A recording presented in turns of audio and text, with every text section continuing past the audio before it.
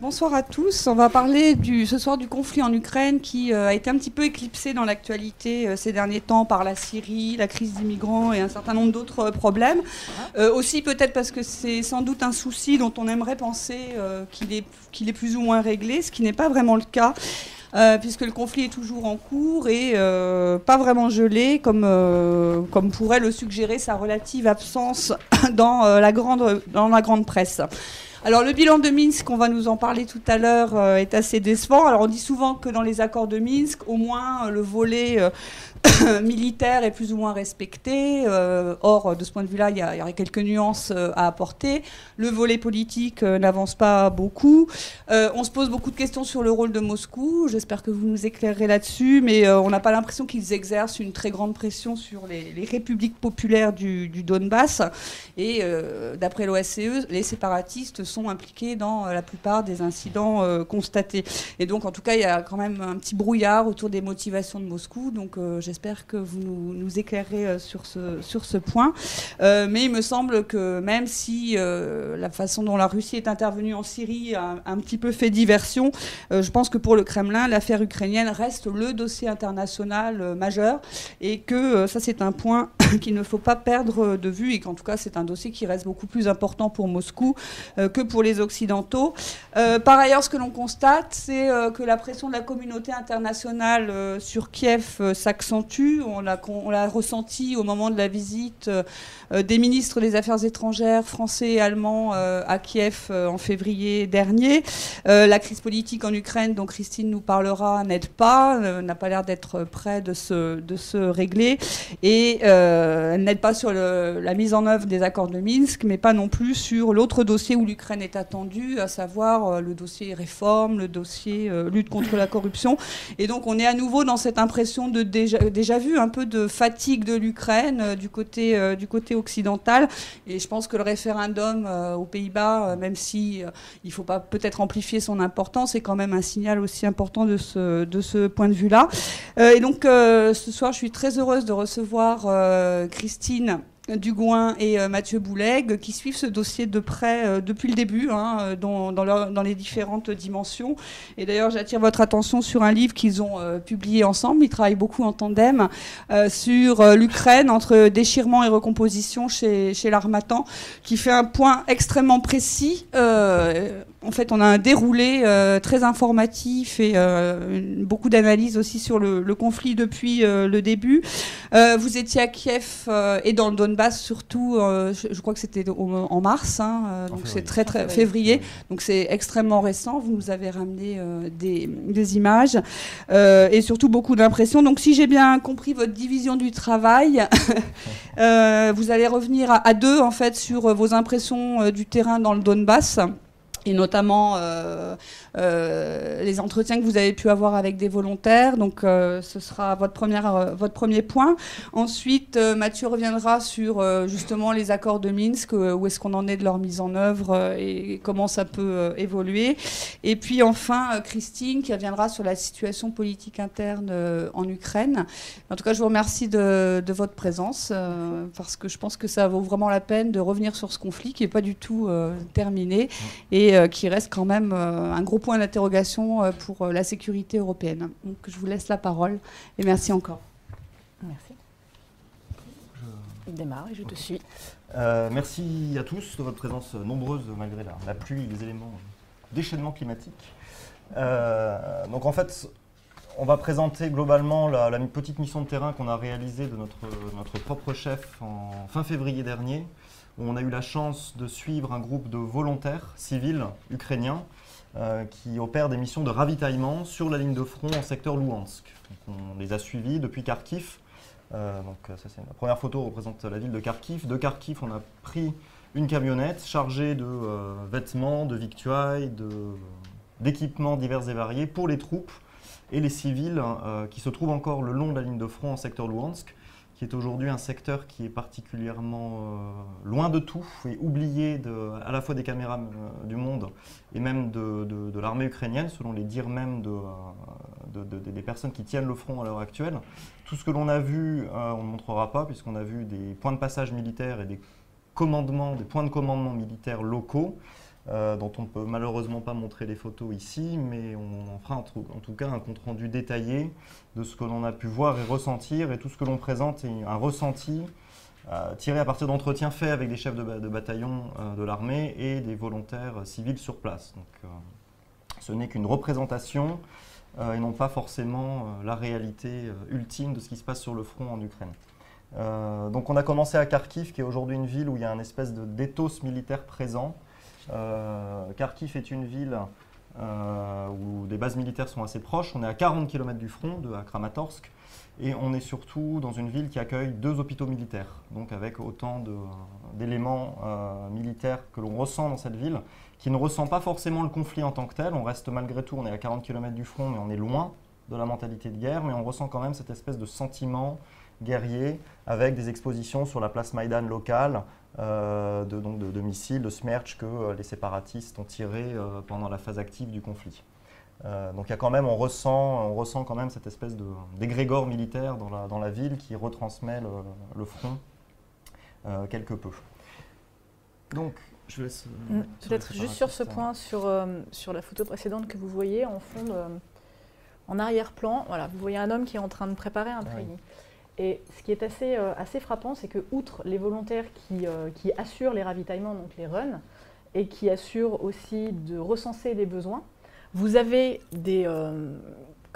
sur cette place, donc des stands un petit peu à ciel ouvert, où les gens peuvent venir passer 5, 10 minutes, 15 minutes, 20 minutes à aider les volontaires et à aider l'armée. Alors ça peut être, voilà, typiquement en allant fabriquer ces treillis. Donc vous avez des sacs énormes avec des morceaux de tissu que vous allez faire pendant un temps donné. Ça peut être en donnant du temps, ça peut être en allant savoir s'il y a besoin de faire du bénévolat, ne serait-ce que soutien aux familles dans les hôpitaux. Donc même ceux qui ne sont pas au niveau des volontaires extrêmement actifs, il y a une sollicitation de la population qui le fait d'assez bon cœur, parce que nous, quand on y est passé, les gens passent, viennent, continuent. Et il y avait une femme âgée qui était un petit peu le pilier, qui nous expliquait qu'elle avait connu la Seconde Guerre mondiale et que c'était incroyable qu'elle était là parce que c'était ses enfants et que ça lui rappelait des souvenirs terribles.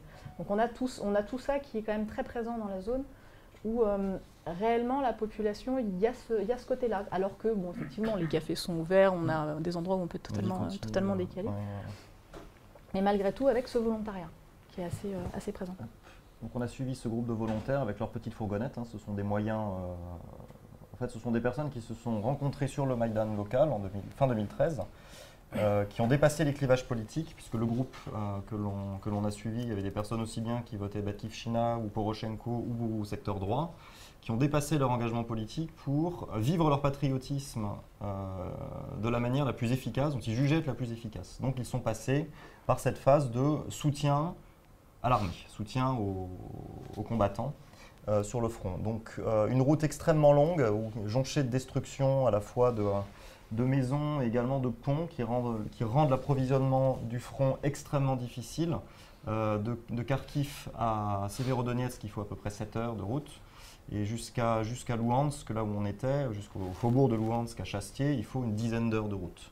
En s'arrêtant le minimum et en roulant avec des personnes qui connaissaient la route, qui n'avaient pas besoin de GPS ni de direction, avec des détours constants, donc un pont qui a été détruit complètement par des tirs de mortier. Et aujourd'hui, on est obligé de passer sur un bac un petit peu improvisé qui tient, on ne sait pas trop comment, mais en tout cas, ça passe. Donc voilà le secteur dans lequel on est allé. Donc au niveau de la ligne de front, en fait, il y a 2 lignes en fait. Vous avez les hauteurs du front tenues par l'armée ukrainienne, une zone démilitarisée qui fait entre 100 et 250 mètres selon l'emplacement, et ensuite la ligne de front tenue par les forces séparatistes. Et en sachant que le secteur Louhansk aujourd'hui, au niveau de Chastia, qui est un petit peu le point de ravitaillement principal des forces ukrainiennes, est calme. Il y a des tirs tous les 4-5 jours, mais la plupart du temps non ciblés, qui n'impliquent pas forcément de représailles d'un côté ou de l'autre. Et les tirs, on le répétera assez, viennent des 2 côtés, aussi bien du côté ukrainien que du côté séparatiste. Le cessez-le-feu tient en principe, mais des provocations sont là en permanence. Pour ne rien cacher à la situation, les forces ukrainiennes et les séparatistes tirent au silencieux de temps en temps pour éviter que les observateurs de l'OSCE entendent les tirs. Nous avons vu, c'est silencieux sur les armes automatiques. C'est une tactique que tout le monde utilise et qui porte ses fruits puisque les observateurs de l'OSCE ne sortant pas de leur voiture ont du mal à entendre des tirs camouflés, non ciblés, qui permettent de forcer une espèce de montée de la tension pour que la partie en face réciproque. En revenant sur, donc sur la zone ATO, ce qui est, je pense qu'il y a une vraie importance, entre autres, pour comprendre quelle est la vie sur la zone, c'est que ce que Mathieu vous a dit n'est qu'une partie. Toute la zone ATO, en fait, fait à peu près 60 km de large et est divisée en 3 zones. Donc la zone 1, la plus proche, est celle qu'il vient de vous décrire. Donc il prend la ligne de front et les derniers mètres.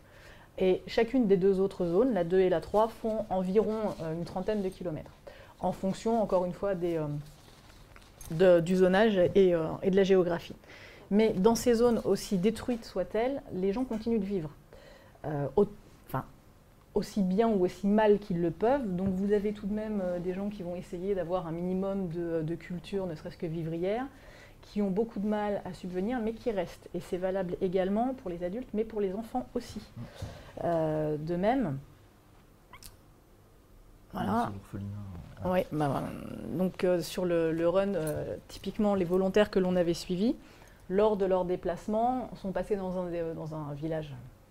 Gros village, entre gros village et petite ville, pour ceux qui connaissent un petit peu la zone, on en a quand même beaucoup dans ce coin-là. Et ils ont vu tout un groupe d'enfants qu'ils voyaient régulièrement, toujours dans la rue, et puis ils les ont vus maigrir au bout d'un moment. Donc ils sont un petit peu interrogés. Finalement, il n'y avait plus de parents parce que l'un était sur le front, l'autre, on ne savait pas trop, etc. Donc ils se sont débrouillés pour les regrouper, pour essayer de passer les blocs-postes, parce qu'eux étaient vraiment en zone 1, donc au plus près. Et ont réussi à organiser avec d'autres volontaires un orphelinat de fortune. Donc vous avez en zone 2, un groupe d'enfants d'une dizaine d'enfants, donc ça va de 5 à 16, si je ne m'abuse, qui, pour survivre, ont, vous le voyez dans le fond, une partie de jardin, sauf qu'en hiver, c'est tout de même un tout petit peu plus compliqué, et qui, derrière, ont besoin d'aide. Or, la zone où l'on était, il n'y a même plus d'ONG qui viennent. Donc ce sont les volontaires qui apportent de la nourriture, qui apportent des livres, qui apportent des jouets pour essayer de donner un semblant de normalité à une situation qui est tout sauf normale. Et la subtilité de la chose, c'est que toute la zone est minée. C'est-à-dire que même quand vous vous déplacez, vous ne sortez pas des routes, vous ne vous écartez pas des blocs-postes parce qu'il n'y a pas évidemment de cartographie des mines. Et l'orphelinat que l'on voit aux alentours, il ne faut pas que les enfants ressortent trop parce que c'est miné et qu'on ne sait pas où. Donc ça, le problème des mines et du déminage va être un enjeu vraiment très très fort et qu'il faudrait envisager dès maintenant. Il a commencé en partie sur des points disons, médiatiques et d'affichage pour la communauté internationale autour du secteur Donetsk, qui est le point focal de l'attention internationale aujourd'hui. Mais ces secteurs-là est considéré par les soldats eux-mêmes comme oubliés. Oubliés de l'armée, oubliés du front, oubliés des caméras de tout le monde en fait. Et l'armée fait très peu de ravitaillement réel, aussi bien pour le front que pour les civils, ce qui fait qu'ils ont l'impression de vivre dans un espace-temps différent, d'être complètement oubliés de leur propre état. Ce qui crée des mentalités, notamment pour les enfants, pour les jeunes qui restent encore, qui sont assez particulières, et un ressentiment réel vis-à-vis d'un gouvernement qui les a lâchés au milieu de nulle part. Et ça, je pense que moi, je l'évoquerai tout à l'heure de manière plus sur le volet plus politique et sur le relationnel entre justement le monde politique et la société civile et la population. C'est que vous avez une population qui est vraiment divisée en Ukraine en 3 parties. Vous avez effectivement tout le volet gouvernemental et administratif d'un côté, avec sa face officielle et sa face parfois plus obscure qui fait grand bruit en ce moment. Vous avez tout le système oligarchique d'un côté, et au milieu, vous avez la population, avec une société civile qui finalement parfois se retrouve dans des situations un petit peu compliquées à gérer, a découvert un certain patriotisme, a perdu un petit peu confiance dans un système gouvernemental dans lequel ils espéraient beaucoup, n'a pas pour autant un amour immodéré pour les oligarches et qui du coup qui est un petit peu entre deux. Donc j'y reviendrai tout à l'heure, mais les enfants qui sont cette jeune génération-là, dans 10 ou 20 ans, comment se positionneront-ils ? De même que les militaires, les blessés notamment.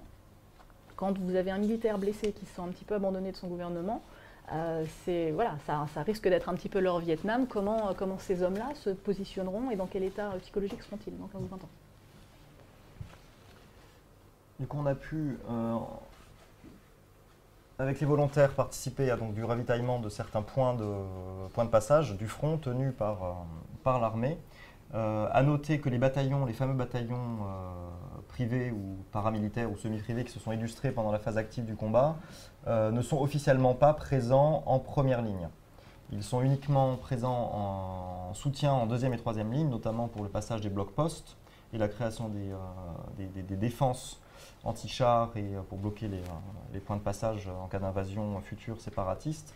Mais tous nos interlocuteurs insistaient bien sur le fait que les bataillons paramilitaires n'étaient pas présents en première ligne. C'est la politique officielle d'État.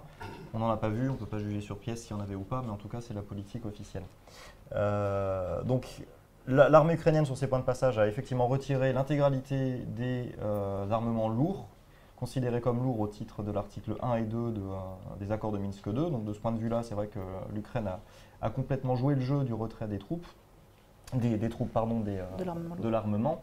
Par contre, ceux qui restent sur le front vivent dans des conditions, en tout cas sur les 3-4 points de passage qu'on a pu faire, qui sont relativement, je pèse mes mots, innommables. C'est-à-dire que sur les 4 points de passage qu'on a vus, il n'y a pas d'électricité ni d'eau courante. Les personnes qui tiennent le front n'ont pas été relevées pour la plupart depuis septembre 2014. Vivent dans des conditions où ils dépendent uniquement des volontaires pour une nourriture considérée comme décente.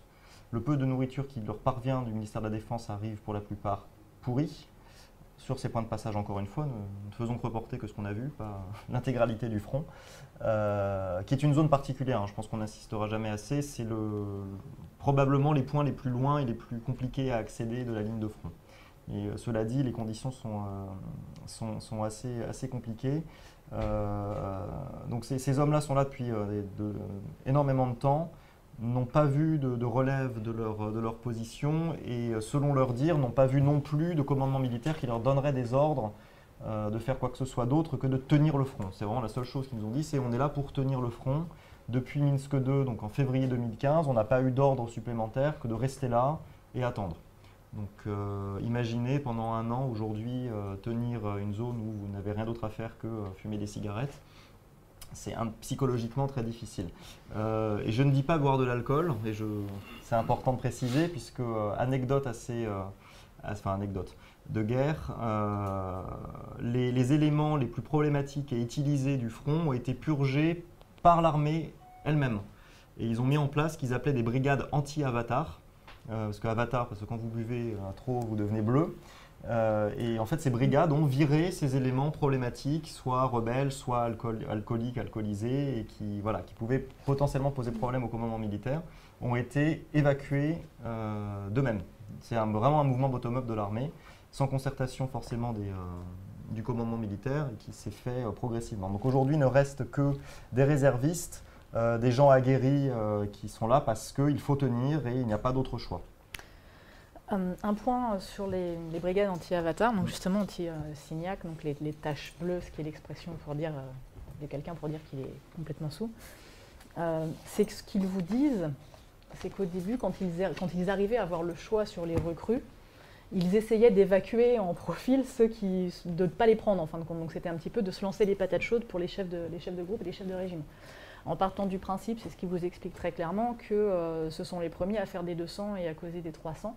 Donc en reprenant l'expression que tu connais russe, qui était qu'en URSS, il n'y avait pas de morts dans l'armée, donc il y avait quand les corps revenaient, ils étaient étiquetés juste 200. Donc quand ils vous disent non, on n'en veut pas parce que ça fait les 200. Mais là où ça pose un vrai problème aussi de rapport avec la hiérarchie, c'est que quand ils vous expliquent qu'ils ont mis en place leur brigade anti-avatar, et quelque part ils en sont fiers, ils ont de gros problèmes parce qu'ils nous disent oui, mais quand ces hommes-là sont intégrés dans l'armée, et que nous, de notre propre chef, on a ces brigades qui, en fin de compte, doivent les extraire des rangs pour éviter d'avoir une perte en ligne. Qu'est-ce que l'on fait? C'est-à-dire, on a plusieurs possibilités. Soit on fait remonter l'information en tête de hiérarchie, et ça prend du temps. Et quand bien même, une fois, que font-ils? Est-ce qu'ils les ressortent? Mais vous en avez certains qui, finalement, il y a une crise économique, ont besoin de la solde économique, le peu que ce soit pour. Donc, il y a un petit peu cette culpabilité en interne. soit les garder. Donc on fait quoi? Et certains vous disent on a eu quelques problèmes parce que quelque part les bonnes vieilles méthodes du châtiment corporel en disant on te laisse dans un trou pendant 2 jours et on te ressort après arrivent parce qu'ils se retrouvent dans une position assez inconfortable en se disant si on les garde dans nos rangs, ils sont dangereux pour eux mais ils sont dangereux pour les autres. Si on les sort, finalement on met leur famille en danger économique. Donc on fait quoi? Et on n'a pas en plus de ligne directrice. Donc ça c'est quelque chose qui leur pose un vrai problème et un gros ressentiment. Ce qu'il nous avait dit, c'est que sur toute la zone de front donc, recouverte, il y avait 3 généraux, dont un qui était parti, un qui est extrêmement populaire, qui est un ancien membre du gouvernement Maïdan Kamikaze, qui a été l'ancien ministre tourisme et jeunesse, qui était d'ailleurs, un de ses hommes avait été blessé, donc il était remonté à Kiev pour le soutenir et soutenir un petit peu la famille, mais il dit voilà, sorti de là, nous sommes seuls, donc on fait comment? On gère comment? Ce que tu disais est important. Je pense que peut-être un petit point au niveau du ravitaillement. Faut être juste aussi avec ce que fait le gouvernement ukrainien qui est dans une situation économique relativement délicate. Ils assurent maintenant la totalité du ravitaillement pour tout ce qui est carburant notamment et gros matériel ou entretien du gros matériel type véhicule ou autre.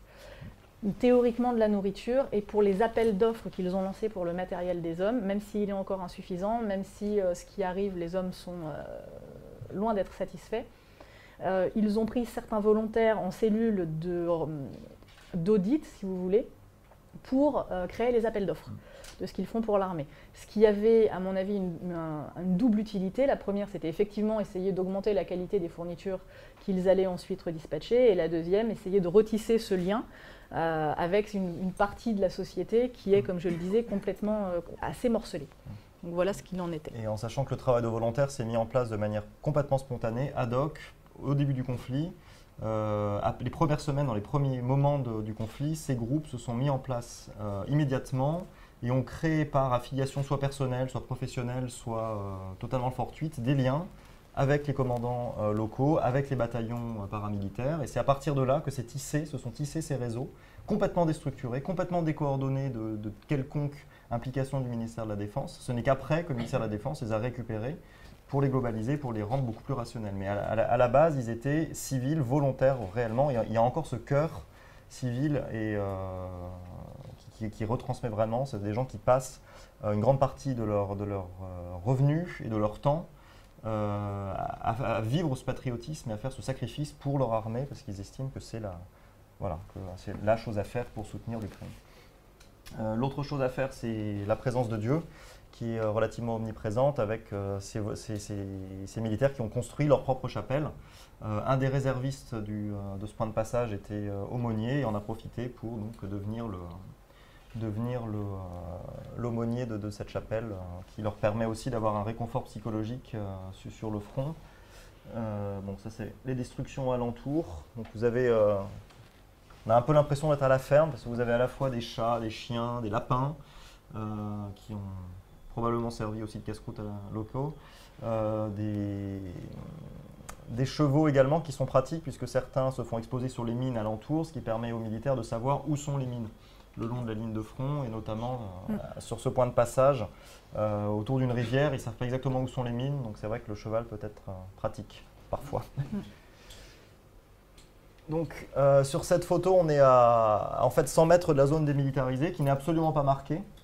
Derrière derrière l'espèce de petite cahute ici, juste après se trouve la zone démilitarisée, mais on ne sait pas exactement où elle commence, où elle s'arrête. Et comme ils ne vont pas de toute manière après, ils ne savent pas où commence réellement la République populaire, entre parenthèses, de Lugansk. Et voilà, donc comme ils n'ont pas de toute manière de lien avec les autorités séparatistes ou les combattants sur le front, ils ne peuvent pas vraiment savoir ce qui se passe après cet endroit qui est un peu une espèce de zone grise où toutes les possibilités existent. Voilà, bon, c'est à peu près les mêmes photos, mais donc on n'est pas allé beaucoup plus loin parce qu'après ça devient techniquement il faudrait avoir un tampon spécial sur le passeport. Et en sachant que l'ambiance générale est relativement pas sereine parce qu'on reste sur une zone de guerre, mais apaisée où on sent que la pression initiale du conflit est retombée et ils vivent là un attentisme et une attrition plus qu'une guerre en fait. C'est vraiment une guerre d'attrition. Enfin, je reviendrai sur la question, mais on est vraiment dans l'usure du front plutôt que dans plutôt que dans la mentalité de revanche ou de reprise du conflit. On est plus dans des positions défensives d'attrition que vraiment un revanchisme vis-à-vis de... On ne sait même pas qui, puisque eux-mêmes ne savent même pas contre qui ils se battent. Est-ce que c'est les Russes? Est-ce que c'est leurs frères ukrainiens? Est-ce que c'est des séparatistes importés d'on ne sait où? Donc il y a aussi un flou sur ce qu'ils vont tirer 150 mètres plus loin. Voilà, on a eu d'autres inscriptions. Enfin, il est marqué Snami Boch, donc Dieu est avec nous. Et donc ça, je te laisse. Ouais. Donc, il y a...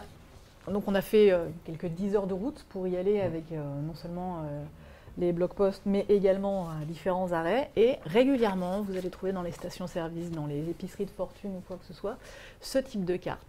Donc qui est d'ailleurs la seule que l'on ait vue, donc qui donne un aperçu de ce que le fonds Armetov fait sur la zone, c'est-à-dire de l'aide apportée sur la zone. Et c'est assez frappant de voir que finalement, la seule chose que vous avez en présence qui fait un affichage publicitaire, qui fait une démonstration, c'est le fonds Armetov. Et vous arrivez dans des bâtiments qui sont quand même dans des états de délabrement plus ou moins avancés, avec un approvisionnement assez limité, et au milieu, vous avez les affiches qui sont absolument pimpantes, voilà, et qui sont visiblement mises à jour régulièrement. Donc c'est tout de même pas anodin. Notamment dans les différents événements qui suivent, donc là je te laisserai un petit peu réavancer, mais ça fait partie de ces choses-là. Et les gens reconnaissent en disant bah oui, au moins eux passent, on les voit, il y a quelque chose se fait. Parce qu'il y a vraiment ce sentiment-là, et je pense qu'il y a quelque chose qui était assez frappant, c'est que nous à chaque fois qu'on est passé, où que ce soit d'ailleurs avec avec les militaires, avec les enfants ou dans les villes, quand on s'arrêtait pour discuter, que les gens nous demandent d'où on vient et pourquoi, mais il y a un petit peu ce que vous faites là, et finalement on était très contents, mais c'est bien parce qu'on est oublié, plus personne ne vient nous voir. Et nous, on nous l'a dit à 2 ou 3 reprises, de toute façon, depuis qu'il n'y a plus de télé, les ONG ne sont plus là. Ce qui est objectivement vrai. Ce qui est objectivement vrai, mais ce qui est d'une violence rare quand les gens vous le disent et qui vous expliquent qu'ils sont dans des économies un petit peu de bout de chandelle à essayer de tenir et que vous voyez l'état des rations, quoi. Donc on a tout ce genre de choses. Il y a beaucoup d'autres choses aussi. Il y a des parkings qui sont un petit peu des places to be où différents groupes de volontaires se retrouvent et où font du troc parfois. C'est-à-dire que les volontaires, pour financer toutes les fournitures, font sur leurs fonds propres, font en local, ouvrent par les réseaux des collectes de fonds. Donc que ça soit via Facebook, via des pages de blog, crowdfunding, etc. Travaillent pour certains avec la diaspora ou avec des gens qui ont un sentiment pour l'Ukraine sans avoir forcément de liens de sang ou familiaux. Donc typiquement cela c'était le cas puisqu'ils travaillent avec une association en France qui leur collecte des fonds, qui fait de l'achat, qui profite des gens qui vont en Ukraine pour leur demander de transporter. Donc on est vraiment à chaque fois sur des petites choses au bout le bout. Et parfois, il arrive que finalement, entre le moment où ils ont remonté un besoin de l'armée, coup de chance, le gouvernement a fourni. Donc, ils vont avoir un surplus ou parce qu'il y a eu un meilleur prix, donc ils ont acheté plus que ce qu'ont besoin le régiment qui les accompagne. Et du coup, ces différents groupes se retrouvent par endroits et font du troc, à savoir, toi, qu'est-ce que tu as qui te reste? Moi, j'ai 4 paires de gants en plus parce que finalement, il y a 4 gants en moins, ou finalement, on a pu en acheter plus. Toi, tu as quoi? J'ai des produits médicinaux. Parce qu'il y a ça aussi, il y a tout le problème du médical. Oui. C'est-à-dire que même au niveau des produits de première urgence, de ce que nous, nos militaires ont, donc les trousses de premiers soins, que ce soit au niveau stade 1 ou stade 2, là, ils sont extrêmement pauvres. Donc, ils récupèrent du matériel qu'ils vont racheter de l'un ou l'autre avec les ampoules. Donc, et c'est quelque chose qui est extrêmement frappant, c'est que quand vous rentrez dans les régiments, vous voyez les hommes se déplacer. Alors, on a un qui a un treillis, vous êtes anglais en haut, allemand en bas, et vous c'est américain, vous c'est vous c'est français, on en a un ukrainien au milieu. C'est-à-dire que au niveau de la maintenance, c'est ingérable parce que là, on en sourit quand on parle du côté vestimentaire, mais c'est la même chose pour ce qui va être les optiques, c'est la même chose pour les radios. Les volontaires ne fournissent pas de matériel létal. Ce qu'ils vont au plus loin, c'est les optiques. Entre autres, jumelles de nuit. Mais ne serait-ce que pour tout ce qui est radiocommunication, comment voulez-vous essayer d'assurer une maintenance correcte et penser quand vous allez avoir 50 références différentes? C'est absolument ingérable. Donc voilà sur Moi, je vous proposerais bien juste qu'on coupe la séance en qu'on fasse un peu de questions-réponses. Parce que je pense que là, vous avez amené des choses parfaitement inédites, donc ça vaut peut-être la peine d'avoir une petite séance de questions là. Avec plaisir. Cette jolie photo. Christian Vicenti, Chine-Russie, route de la soie au ministère de l'économie. J'ai deux petites questions. Une générale, c'est à vous entendre et par rapport à ce que vous nous avez donné déjà à lire, vos articles, etc. On a l'impression que le combat est désespéré. C'est-à-dire que l'Ukraine est capable, les Ukrainiens sont capables de gestes désespérés. Ils l'ont montré par l'histoire, ils sont capables de se battre très profond et très longtemps.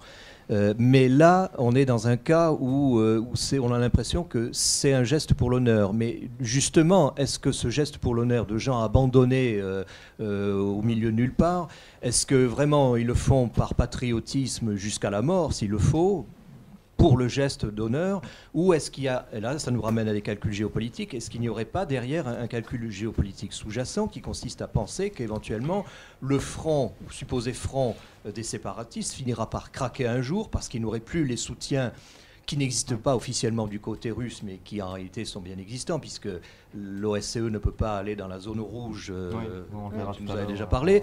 Et donc, en quelque sorte, on attendrait autant de temps qu'il faut pour arriver à faire que, finalement, le front séparatiste craque par manque de support, et que donc, on arriverait, par la même occasion, mais dans combien de temps, et dans quel état, à récupérer les terrains supposés perdus du côté ukrainien. Après, en fait, avec le règlement politique. Et deuxième question sur Tchastia. Sur Tchastia, il me semble de mémoire qu'il y a une centrale hydroélectrique. Oui. Apparemment, ça ne m'étonne pas, elle est toujours du côté ukrainien, en fait, même si elle a été convoitée. C'est ça la centrale hydroélectrique. La seule raison pour laquelle il y a une espèce de percée, c'est pour le contrôle des centrales qui sont ici, un peu, voilà. C'est ça en fait. Et elles sont toujours sous le contrôle ukrainien. Et est-ce qu'il y a été prises par les séparatistes, même pendant la contre-offensive. Mais est-ce qu'il y a des escarmouches? C'était ma deuxième question. Est-ce qu'il y a des escarmouches pour essayer de contrôler effectivement cette centrale vitale, je pense, vitale, mais qui aujourd'hui demanderait à ce qu'il y ait une percée réelle au niveau militaire, donc un effort coordonné massif de la part des forces séparatistes et ou autres, qui aujourd'hui n'est pas sur le papier. Par contre, et ça on en a discuté avec les groupes de volontaires et des commandements de l'armée, c'est que le test est régulier, enfin le front est régulièrement testé par des éléments militaires Spetsnaz, qui des Spetsnaz qui pourraient ressembler à des Spetsnaz séparatistes, mais surtout des membres soit du GRU soit du FSB, qui envoient des petits bataillons de 4-5 personnes pour faire des tests, avec une efficacité redoutable. Redoutable, ça on pourrait revenir, mais qui en tout cas font des tests, et pareil sur tout le long de la ligne de front, mais je reviendrai dessus tout à l'heure. Et pour répondre à ta question, en fait, j'y répondrai après par rapport à l'évolution militaire du conflit. Nous, juste pour t'éclairer, je vous laisse la parole, quand on y est allé, les dernières escarmouches remontaient à 4 jours, juste avant. Donc c'est quand même vraiment régulier. Oui, bonjour, Jean-Marie Lacave, haussier dans beaucoup de choses, officier de réserve, renfort de l'état-major de la marine. En étudiant un peu sur le point de vue historique, est-ce qu'on n'est pas en train d'assister à ce qui s'est passé pendant la Seconde Guerre mondiale, où l'Ukraine était coupée en deux, où la partie ouest a accueilli la Wehrmacht triomphalement, où a fabriqué les pogroms en massacrant des juifs, et la partie est, dans les forêts, il y avait les partisans de l'Union soviétique qui se battaient avec le fameux général, je crois qu'il s'appelle Bella, je ne suis pas sûr du nom, qui a monté une armée qui a travaillé avec les Allemands, qui après s'est retourné direct contre les Russes, contre la partie Est, c'est-à-dire les partisans soviétiques, pour se débarrasser à l'époque du fait que l'Ukraine appartenait à l'Union soviétique. Question par contre, si vous voulez. Oui, la question, elle arrive. Je pense que ça ne bougera pas. Contrairement à ce qu'on analyse, ça ne va pas du tout. Ça ne bougera pas parce qu'en fait, sur la partie Est, dans l'histoire, les enfants, ils viennent des partisans, direct. C'est des soviétiques qui sont devenus russes, mais ça ne bougera pas. Et la question, je pense qu'il faut analyser ça en fonction de l'histoire. Si on ne le fait pas, on se plante. Voilà. Et alors, la deuxième chose, est-ce que vous ne pensez pas que, quand même, est-ce que vous ne pensez pas que toute l'industrie se trouve dans le Donbass et tout ça, Et tout le reste, en fait, stratégiquement, économiquement parlant, les séparatistes sauront fonctionner. Ils ont pris le port. C'est par là qu'ils exportaient tout l'acier d'Ukraine. Et là, ils sont là pour longtemps. Voilà. On va prendre peut-être une série. Ça, j'y reviendrai. Donc, si possible, de poser des questions sur l'action des volontaires et plutôt parce que tout ce qui est gestion du conflit, on va en parler après. En fait. On la garde en stock. Ouais, on la garde en stock. Philippe de Surmain, ancien ambassadeur en Ukraine. D'où viennent ces volontaires? Est-ce que ce sont des gens qui viennent surtout de la région ou ils viennent de toute l'Ukraine? Alors, il y a les deux en réalité. Ceux que l'on a suivis sont des locaux. Typiquement, ils habitaient tous Kharkiv, ce qui est plus facile évidemment puisque étant sur place, ils assurent les runs et la logistique. Mais vous avez des volontaires qui viennent de régions beaucoup plus loin, qui assurent de la collecte de fonds, par exemple, ce genre de choses, et qui vont assurer une autre forme d'aide, c'est-à-dire soit de l'aide juridique, parce qu'il y a un gros problème avec tout le système juridique ukrainien, on y reviendra tout à l'heure, soit aussi tout ce qui est de l'aide psychologique, de l'aide aux victimes et des soins pour les blessés quand ils ressortent des hôpitaux et où au final ils ont encore besoin de soins médicaux très lourds. Donc vous avez tout cela. Et après ils ont plus ou moins chacun pris leur spécialité. Typiquement, quand on y était, il y avait des volontaires qui venaient, c'était d'à côté de Kirovograd,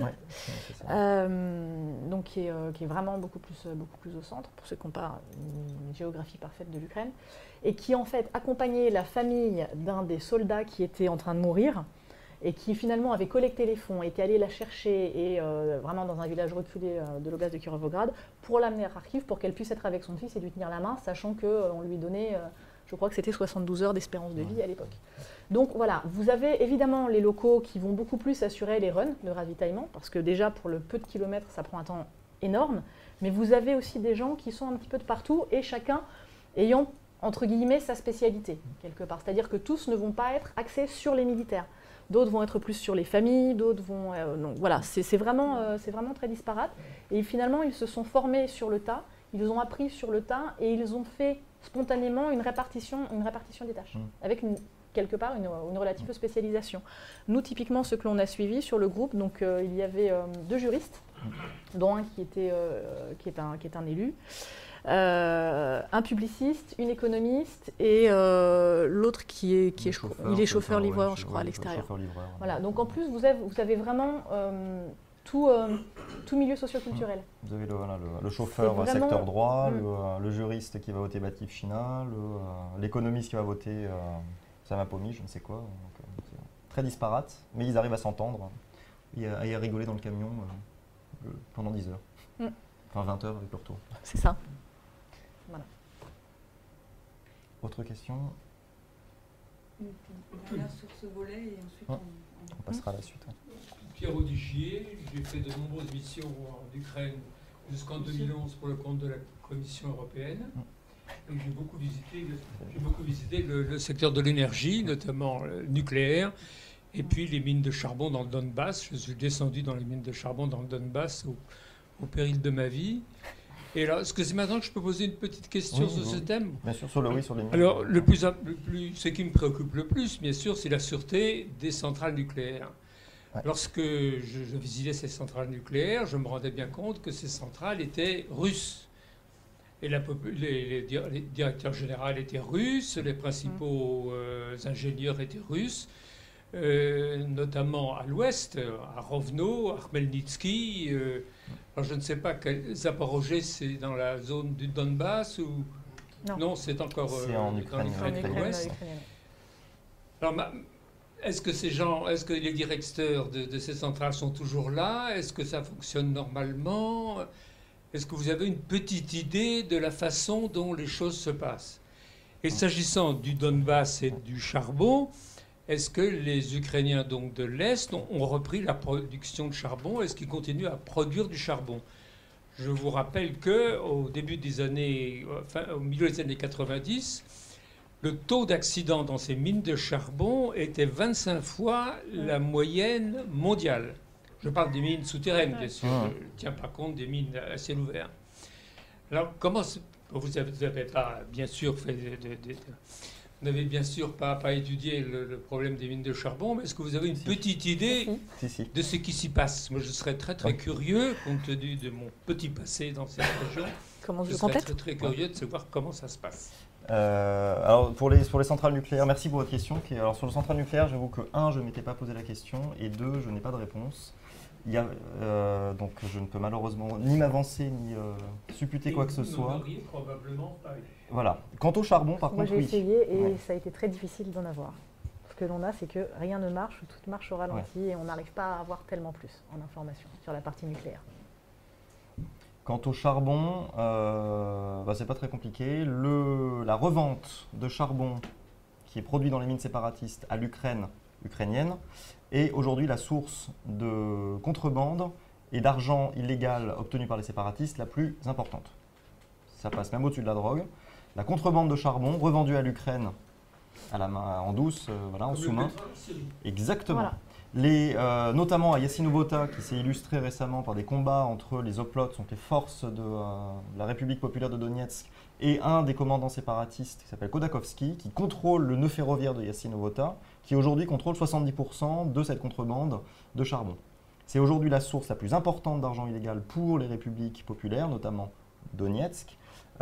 S'il y a eu le combat de Debaltseve juste après la signature de Minsk II, c'est aussi pour le contrôle des nœuds ferroviaires, parce que Debaltseve est un nœud ferroviaire entre Lugansk et Donetsk, et ensuite entre le nord et le sud de l'Ukraine, qui permet aussi de rationaliser le transport du charbon. Aujourd'hui, l'Ukraine achète 80% de son charbon aux entités séparatistes. Le 20% restant sont produites par l'Afrique du Sud ou d'autres pays. L'anthracite est importé de l'étranger et elle coûte beaucoup plus cher que ce que les séparatistes arrivent à escroquer à l'Ukraine, malgré tout, puisque le transit dans l'anthracite ça coûte extrêmement cher, surtout on parle de quantité nationale. Les mines du côté ukrainien, malheureusement il n'y en a pas beaucoup qui sont en service. Quant au côté séparatiste, les seules mines en service ont été nationalisées, celles qui étaient les moins productives ont été coulées à l'eau par les séparatistes, avec des moyens démesurés, complètement sabotés.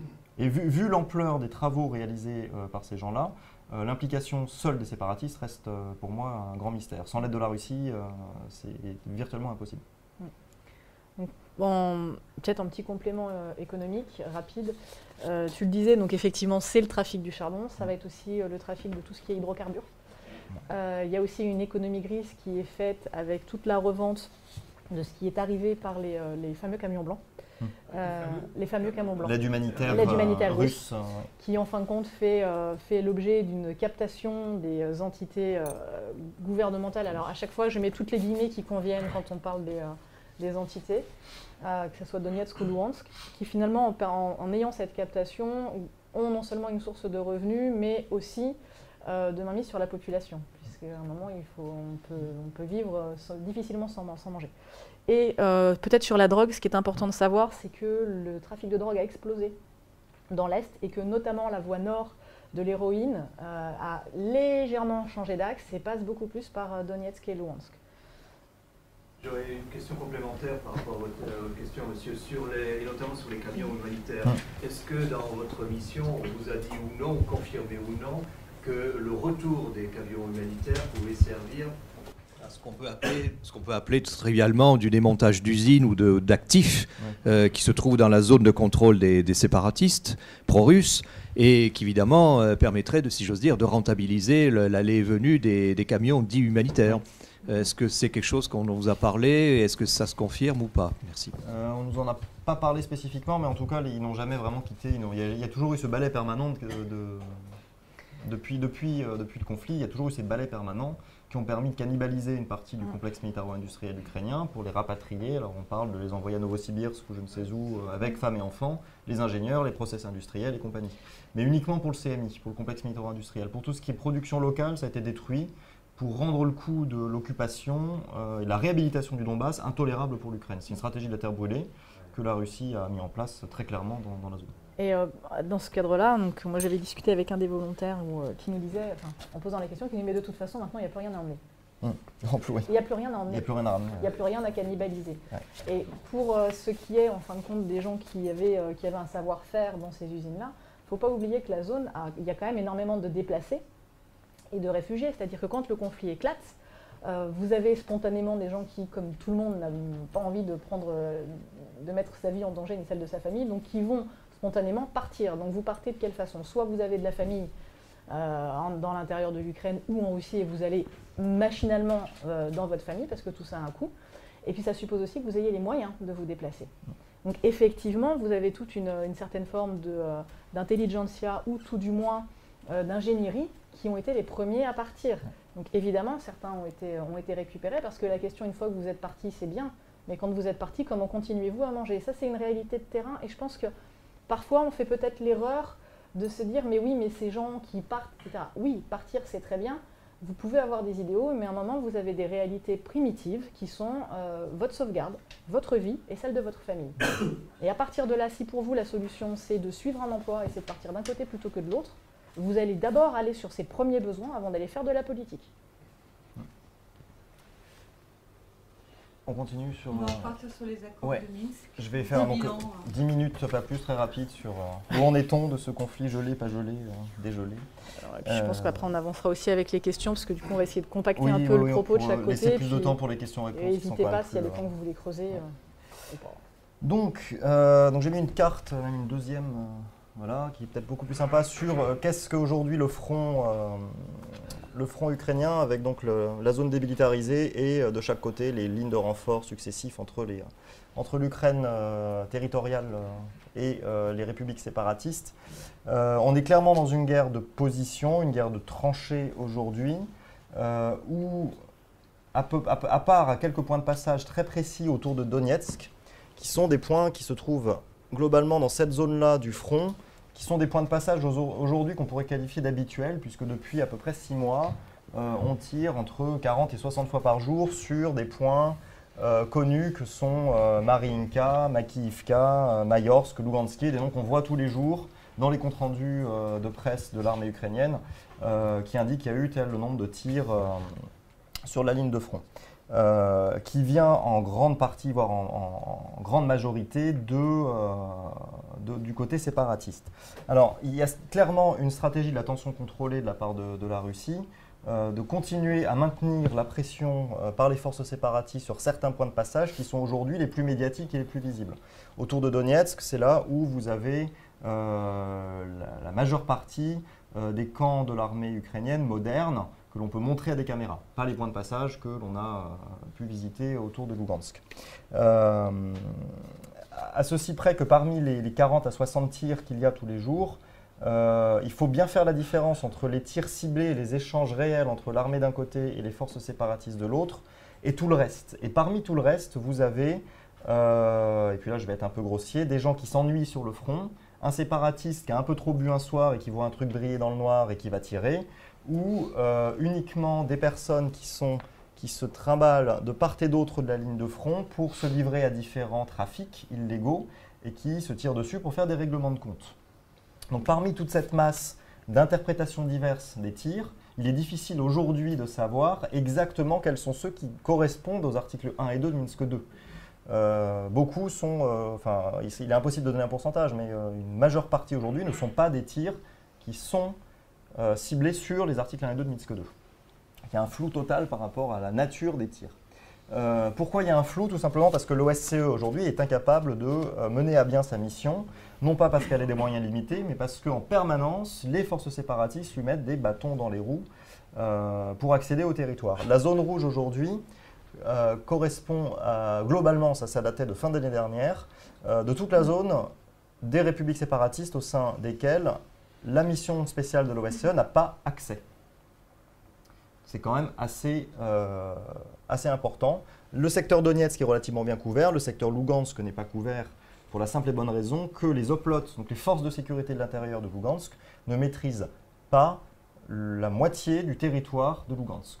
Il y a en permanence des groupes, des bataillons qui se livrent à des guerres de territoire, comme des petits seigneurs féodaux qui s'approprient une route, un territoire, un quartier dans une ville, et qui tirent à vue sur les oplotes parce qu'ils estiment que on va enfreindre leur légitimité territoriale sur ce qu'ils estiment être leur territoire à l'heure actuelle. Entre séparatistes. Entre séparatistes.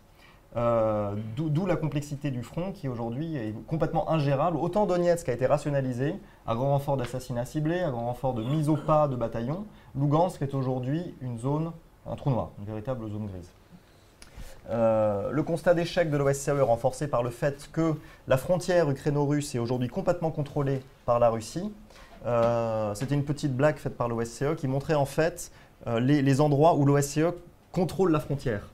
Et il y a marqué « click to enlarge ». Donc cliquez pour élargir, parce que si vous ne mettez pas la loupe, il y a uniquement ce point de passage ici, ce point de passage là, qui sont contrôlés par l'OSCE à l'heure actuelle sur le front. Donc sur la totalité du front qui globalement fait ça, ça laisse une... Hop, qui redescend là, ça fait quand même une grosse partie qui n'est absolument pas couverte par l'OSCE à l'heure actuelle. Sur le conflit, je pense qu'il est important de revenir sur la définition du conflit en fait. Qu'est-ce que c'est? Est-ce que c'est un conflit gelé? Je pense qu'il n'est pas gelé, il est en phase de glaciation au niveau diplomatico-politique. Il est semi-fluide ou fluide au niveau militaire. C'est une guerre qui est aujourd'hui passée dans un mode d'attrition, mais qui conserve une fluidité sur le front avec cette tension contrôlée permanente. Les forces séparatistes et donc la Russie par derrière disposent du monopole total de l'escalade de la violence, ce qu'on appelle escalation dominance dans le jargon. Je ne sais pas comment on traduit ça d'ailleurs en français. Sur le papier, le conflit ressemble de plus en plus à la Transnistrie, aussi bien d'un point de vue politique, avec l'appropriation territoriale et la division territoriale entre d'un côté un pays souverain et de l'autre des éléments qui se territorialisent, qui sont séparés de facto au niveau politique, économique et social du reste de ce territoire. Et au niveau du rôle de la Russie, on est à peu près dans la même configuration que la Transnistrie, c'est-à-dire une instrumentalisation totale du front et le maintien de la survie de ces entités par la volonté exogène de la Russie. Parce que le conflit est aujourd'hui maintenu artificiellement en vie par l'action directe de la Russie. Alors, sur Minsk 2, je vais parler rapidement de là où on en est, parce que c'est un dossier qui est aujourd'hui particulièrement complexe. Il y a clairement un découplage total, une hybridation du processus de Minsk entre d'un côté une interprétation militaire de Minsk 2, qui est voulue par l'Ukraine, et une interprétation politique de Minsk 2, qui est poussée par la Russie, et qui est de plus en plus poussée par la communauté internationale. Je vais m'expliquer là-dessus, dans le sens où vous avez deux types de séquençage à l'heure actuelle à Minsk. Vous avez d'abord l'Ukraine qui désire que des conditions purement militaires, techniques, soient respectées avant qu'on puisse passer à la phase politique, c'est-à-dire un cessez-le-feu complet, un retrait des troupes, des échanges de prisonniers, la restauration du contrôle de la frontière ukraino-russe, avant de passer à des élections éventuelles, avant de passer éventuellement à la discussion d'un statut spécial pour le Donbass. De l'autre côté, vous avez le séquençage imposé par la Russie, qui implique des éléments d'abord politiques avant de prendre en compte les considérations militaires de Minsk 2. C'est-à-dire mettre en place globalement le statut spécial et les élections dans le Donbass. Et on reviendra sur ces éléments. Les derniers projets de la communauté internationale en date, notamment la fameuse formule Steinmeier, qui a été mise sur le devant en début 2016 par le ministre allemand des Affaires étrangères Steinmeier, qui vise à mettre en place au plus vite possible, à organiser des élections dans le Donbass, faire passer un statut spécial au préalable qui aurait une valeur constitutionnelle en Ukraine, pour ensuite discuter de solutions dites militaires. On verra plus tard pour le retrait des troupes, on verra plus tard pour les conditions sécuritaires. Et tout le problème aujourd'hui, c'est que cette application politique de Minsk 2 implique de facto que la souveraineté nationale ukrainienne soit conditionnelle. On en est arrivé à un point, on pousse aujourd'hui, en tout cas les Russes et les différents projets européens et américains, poussent pour qu'on mette d'abord en place ce statut spécial qui implique une reconnaissance de facto des entités séparatistes, ce qui implique donc qu'on puisse négocier sur la souveraineté territoriale et l'intégrité territoriale de l'Ukraine, ce qui est aujourd'hui pour Kiev complètement, et ce le sera toujours, intolérable. Alors, on a aussi parlé du plan Morel, c'est un petit peu décousu, mais en octobre, le 2 octobre dernier, à l'Élysée a été présenté un plan Morel par l'action de l'ancien diplomate français, M. Pierre Morel, qui est aujourd'hui le représentant pour le sous-groupe politique du groupe de contact de Minsk 2, enfin de l'OSCE, ce qui est aujourd'hui le cœur des négociations de Minsk 2, se font au niveau du sous-groupe politique. il y a 4 sous-groupes, militaires, économiques, humanitaires et politiques. Et le groupe politique a pris le dessus sur tous les autres et aujourd'hui, c'est lui qui mène la danse. Ce plan a été proposé, qui a eu l'intelligence de placer une séquençage d'applications pour essayer de sortir de cet imbroglio entre le séquençage ukrainien et le séquençage russe, essayer de trouver une voie de sortie en proposant des étapes progressives vers le règlement du conflit. Le problème, c'est qu'il a eu, pour le coup, la malchance de placer la volonté de mettre en place une loi électorale spéciale qui soit détachée de la loi politique, de la loi électorale ukrainienne. Ce qui impliquerait pour Kiev une reconnaissance de facto des autorités séparatistes, puisqu'on va décaler la loi électorale ukrainienne, on va en créer une spéciale pour ces entités qui ne sont techniquement pas reconnues. Ce qui explique une forme d'hybridation du processus électoral qui a été donc rejeté par l'Ukraine. En échange, l'Ukraine a proposé sa propre vision des choses quant à l'application des conditions politiques, et notamment les élections, avec un séquençage d'abord militaire, cessez-le-feu, l'enregistrement des déplacés internes pour qu'on leur donne la possibilité de voter, et ensuite organisation d'élections sous la loi ukrainienne. Légalement, il est vrai qu'au regard de la loi ukrainienne, seule la commission électorale centrale d'Ukraine peut déterminer des élections dans le Donbass, puisqu'ils font techniquement partie du territoire ukrainien, jusqu'à preuve du contraire, sur le papier en tout cas. Et c'est uniquement à ce moment-là qu'on pourra organiser des élections. À ceci près que l'Ukraine estime aujourd'hui qu'il faudrait y avoir un minimum de compétition politique entre les différents partis, pour qu'il n'y ait pas que des représentants des séparatistes, donc de Moscou derrière, qui puissent légalement truquer les élections, puisque ces élections seraient contrôlées par l'OSCE. Le problème à l'heure actuelle, c'est que ça impliquerait que des candidats de l'Ukraine ukrainienne territoriale se rendent en territoire séparatiste, ou deviennent de facto membres du bloc de Poroshenko, de Batkivshina, de Mme Tymoshenko, fassent campagne comme représentant Batkivshina, comme représentant Samapomich, soient couverts par des médias internationaux, avec des observateurs internationaux, et puissent librement faire campagne au milieu de Kramatorsk ou de Donetsk pour promouvoir la parole de Mme Tymoshenko, ce qui est complètement, ou de M. Poroshenko et autres, ce qui est complètement impensable et intenable à l'heure actuelle. Donc même au niveau de la loi électorale et du processus d'application de la loi électorale, on est aujourd'hui dans une impasse totale, sans possibilité réelle d'évolution. Je pense qu'on pourra revenir dans les questions sur la façon dont Minsk II s'applique ou ne s'applique pas. En tout cas, aujourd'hui, on est vraiment dans cette phase où les questions militaires sont mises de côté et on essaie de pousser le dossier réellement politique, qui est beaucoup plus facile puisque on peut faire pression sur Kiev, ce qui est beaucoup plus facile que de faire pression sur Moscou quant à l'application de Minsk II. Alors, quel futur ce conflit pourrait avoir? Et je vais faire assez vite parce qu'il me reste, oui, j'ai dépassé largement, super. Il y a deux facteurs. Il y a d'abord un facteur exogène qui viendrait de la Russie, c'est-à-dire la prise de conscience que ce n'est plus tenable ou économiquement rentable de maintenir un conflit ouvert avec l'Ukraine, dans le sens où le coût de l'isolation internationale de la Russie, le coût de maintenir le Donbass dans cette zone grise, devient aujourd'hui lourd, très important pour Kiev. Les sanctions, effectivement, frappent durement la Russie, corrélées avec un certain nombre d'impacts sur l'économie russe. Le but serait en fait, pour la Russie, de rendre le cadeau empoisonné à Kiev.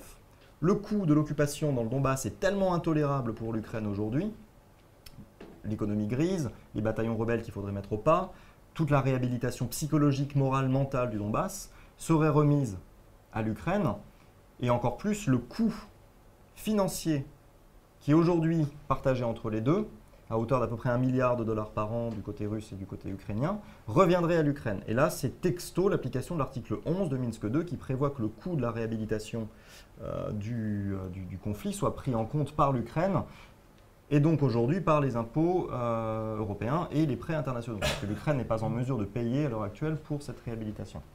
Ce qui implique donc que la Russie rendrait d'une manière ou d'une autre ses territoires. Alors ce ne sont que des rumeurs ou des signes que l'on pourrait commencer à voir, qui dépendront de l'évolution du reste de beaucoup de questions, aussi bien de l'élection américaine que des élections françaises, que d'un certain nombre de dossiers internationaux qui sont très complexes aujourd'hui, beaucoup de facteurs qui rentrent en compte. Toujours est-il qu'on commence à parler d'une option Kosovo. C'est-à-dire une sorte de, non pas un statut spécial qui est impossible à faire passer au niveau constitutionnel ukrainien, mais une autonomie avancée, une forme d'autonomie politique encore à définir, qui permettrait de rendre de manière formelle, et non pas de manière dans les faits en réalité sur le terrain, mais qui permettrait de rendre ce Donbass, ce poids mort, à l'Ukraine. Et ensuite, tout le coût de réhabilitation et tout le coût économique serait pris en compte par l'Ukraine, la Russie se targuant de dire « c'est votre problème, c'est pas le mien, moi je ne paye plus » et voilà. Quant aux autres facteurs, ce serait, bon, je pense qu'on y reviendra sur les facteurs internes, donc comment débloquer le dossier aujourd'hui en Ukraine, depuis l'Ukraine, ce qui paraît particulièrement compliqué au regard de la crise politique que l'Ukraine traverse, et c'est une très bonne transition pour Christine. La seule chose que je voudrais dire, c'est que aujourd'hui, l'Ukraine, enfin, pour la Russie, c'est éviter, et pour l'Ukraine, c'est éviter que ce conflit se transnistrise, devienne un poids mort, et pour la Russie et pour l'Ukraine, donc à qui on va refiler la patate chaude en gros. Et pour nous, communauté internationale et européens, ce serait surtout éviter la toute reproductibilité de ce conflit. On a fait le deuil de la Crimée, on n'a pas encore fait le deuil de la reproductibilité possible du Donbass comme précédent que la Russie pourrait réutiliser au niveau militaire et politique dans d'autres zones instables, qui, c'est ce qu'on disait récemment, c'est quels seront les prochains ennemis de la Russie, s'il doit y avoir des ennemis, et voilà. Ce sera une forme de conclusion tout à fait bancale. Mais... Merci Mathieu. Moi, je vais donc essayer de faire très très court pour vous expliquer un petit peu l'ambiance générale politique. Et je serais ravie de répondre à vos questions plus en profondeur sur les différentes arcanes internes, autant qu'elles soient déchiffrables et décryptables. Donc, pour vous faire un petit point d'ambiance, quand on a fait le déplacement, venait d'avoir lieu un vote de confiance ou de non-confiance pour le Premier ministre. Donc on était dans une crise énorme, avec le président Poroshenko qui était lui-même impliqué dans des affaires.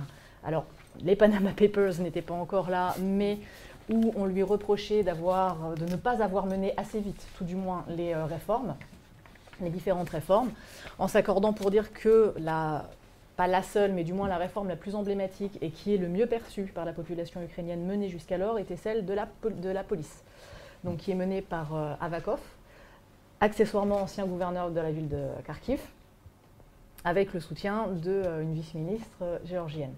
Donc on a toute cette problématique-là. Poroshenko a une position qui est extrêmement compliquée en gestion. Pourquoi ? Parce que juste après les élections, il avait fait son programme sur un principe qui était le retour de la Crimée et l'arrêt de la guerre.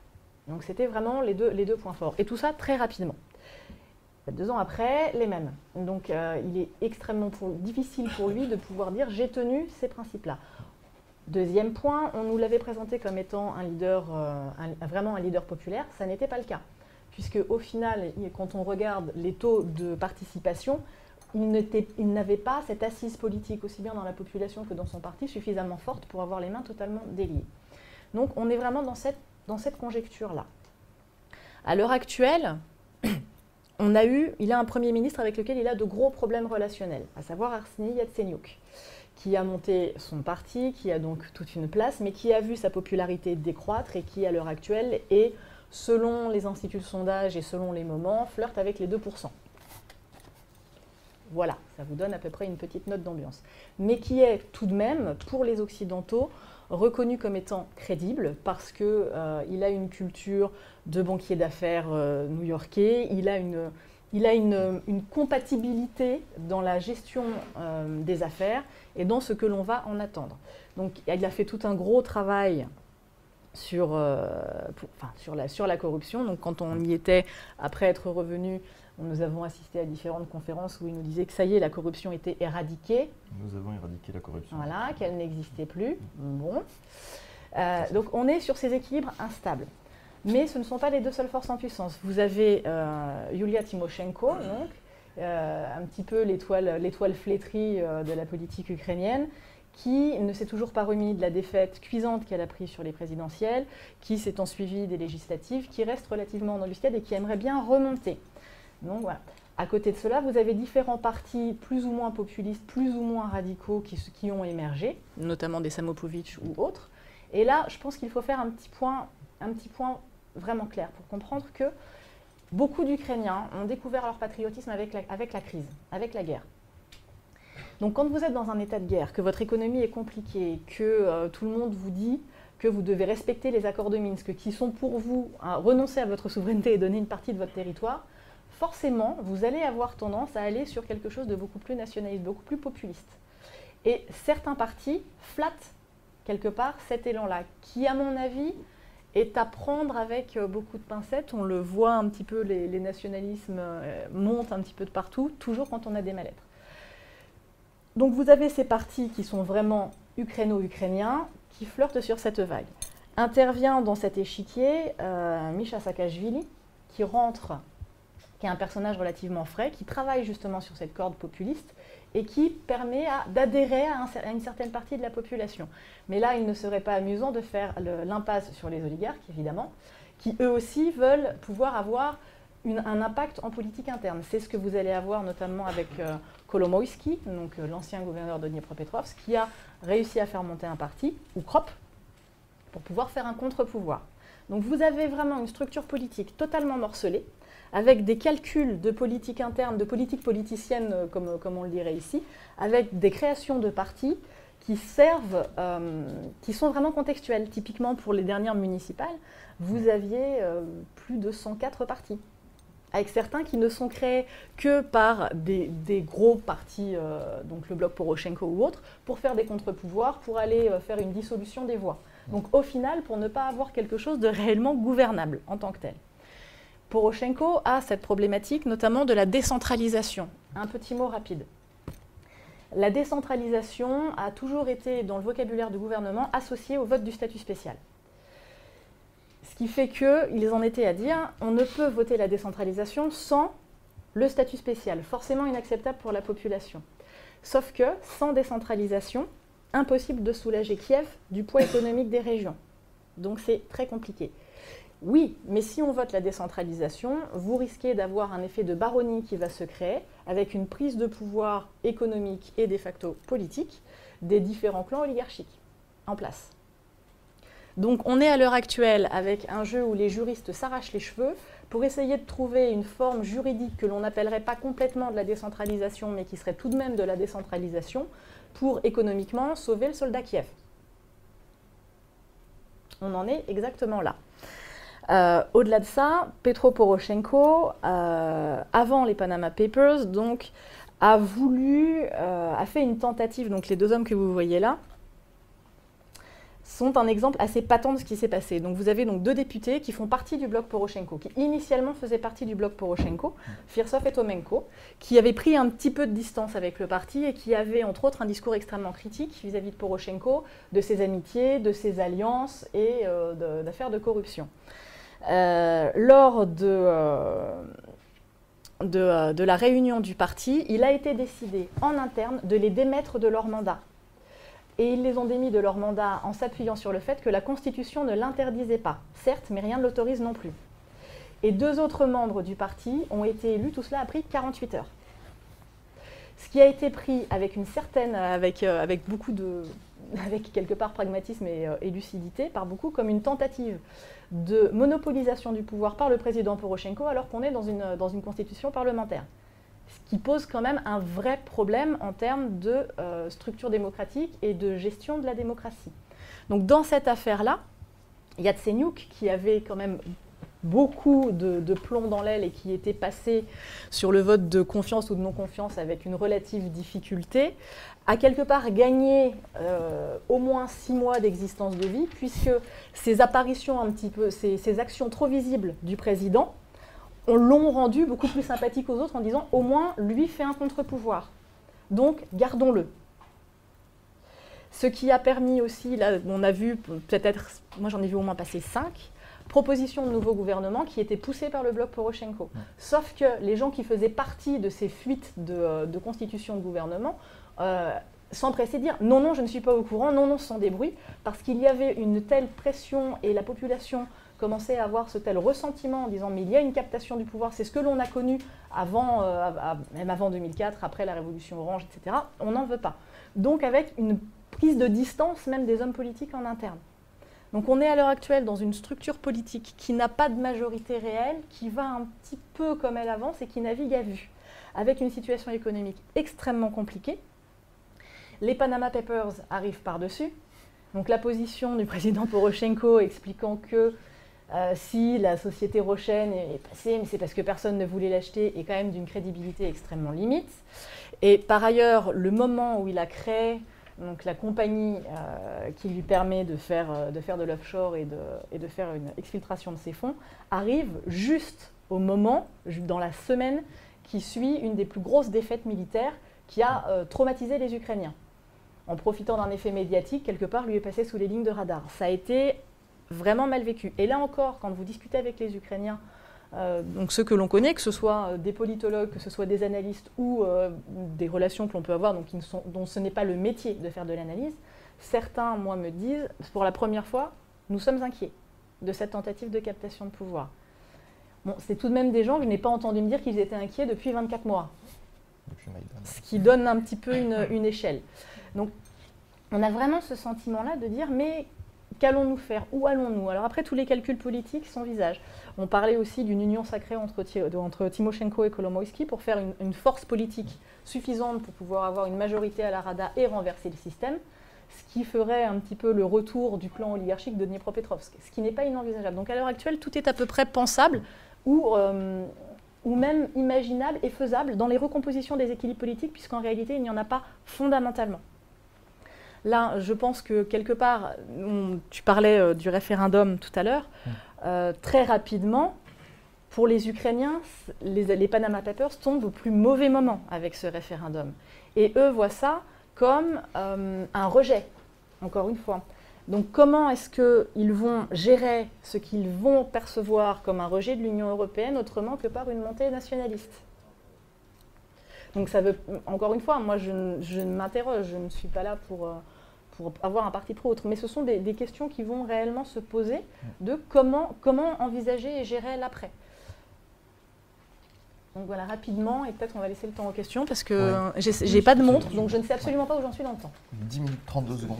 10 minutes 32 secondes. Wow, alors là, j'ai avalé une pendule, je suis très fière. À ce que tu viens de dire, Christine, se rajoute peut-être une chose, et c'est là qu'est ma question. Est-ce qu'on vous a posé la question, enfin, est-ce qu'on vous a parlé du risque de défaut souverain de l'Ukraine? C'est-à-dire qu'à supposer que l'Ukraine, pour les raisons que tu viens citer, les scandales, Panama et tout le reste, l'Union européenne qui n'offre plus, c'est le cas de le dire, de visibilité à l'avenir pour l'Ukraine, etc. L'Ukraine se retrouve sans soutien, au pire des cas. Les fonds internationaux deviennent hypothétiques parce qu'on n'ose plus se poser la question de savoir si le gouvernement lui-même est crédible et si même l'Ukraine en vaut la peine. Et donc dans ce cas-là, on tombe dans une hypothèse possible de défaut souverain. Et qui ouvre vers l'inconnu, avec, comme par hasard, la Russie qui a dû certainement anticiper le coup, puisque vous avez dû voir la déclaration du président de la Douma qui explique qu'après tout, si ça n'en tenait qu'à la Russie, on peut régler ça en 4 jours, quoi. Donc, où tu as vu la réponse de Turchinov. Donc voilà, je me pose cette question-là. Est-ce qu'on est bien conscient, effectivement, d'une espèce d'hécatombe et d'apocalypse qui s'ouvrirait et de champ dans l'inconnu qui ferait que tout ce qu'on a dit aujourd'hui et tout ce que vous avez montré tomberait, quoi, et qu'à la limite, sur le terrain, ceux qui attendent depuis longtemps et qui mangent des rats crevés, soit ils succombent ou soit ils tentent quelque chose parce qu'on aurait un terrain ouvert vers l'inconnu. On ne sait pas quoi, mais voilà, on en est là. C'est une question que je me pose. On prend plusieurs questions. Essayez de pas oublier les questions posées. Oui. Je n'ai plus de stylo. Oui. Une autre question. Qu'en est-il de cet oligarque Akhmetov qui donc a des relations des deux côtés, qui a un empire industriel? Alors je ne sais pas s'il est aussi dans l'aviation, s'il est aussi participant à Antonov, à Dniepropetrovsk, mais est-ce qu'il aide à régler le problème? Quel est son rôle dans cette affaire? Lui qui donc a un pied des deux côtés.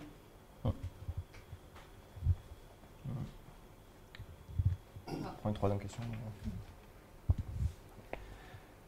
Vous avez sans doute perçu, mais vous venez d'Ukraine, moi ça fait déjà 6 mois que je n'y suis pas retourné, qu'il y a un débat au sein de la société ukrainienne sur que faire du Donbass.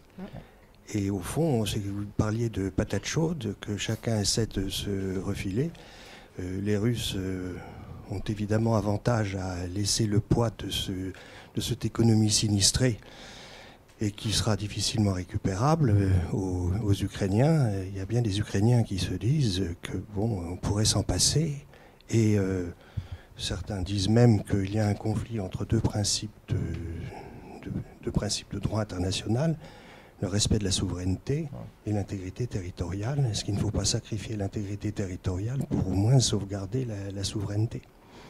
Et au-delà des disputes auxquelles nous assistons, et qui sont évidemment pas très rassurantes, dans une société civile qui est tout de même plus active qu'on ne pouvait le percevoir de l'extérieur, on se demande combien de temps on tolérera cette situation. C'est pour ça que tout à l'heure je posais la question de savoir qui allait au front. Je pense que à l'Ouest en particulier, tout le monde n'est pas prêt pour mourir pour le Donbass. Ouais. Et puis, il faudrait revenir aussi sur la question du Donbass, qui est en fait un problème beaucoup plus compliqué encore, ce qui ajoute à la difficulté de la question. On va peut-être